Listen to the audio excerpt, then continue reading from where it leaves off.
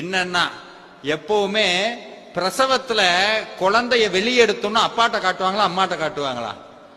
முருகன் மாதிரி சார் இன்னைக்கும் சொல்றேன், இந்த உலகத்துல எத்தனை தெய்வங்கள் இருக்கட்டும், எத்தனை கோயிலுக்கு போங்க, எத்தனை சாமியை கும்பிடுங்க, ஆனா இந்த உலகத்துல தாயை விட பல கோடி கருணை இருக்கிற ஒரே தெய்வம் முருகன் தான்.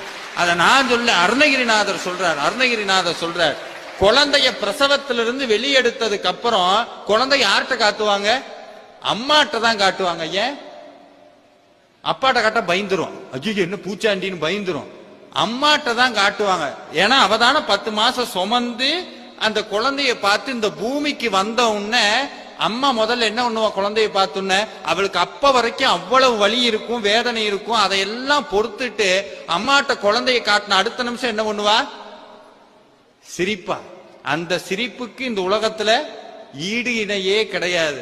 அருணகிரிநாதர் அது வரைக்கும் வேறொருத்தருடைய புள்ள, வேறொருத்தருடைய குழந்தை, சாகர வரைக்கும் வேறொரு வாழ்க்கை.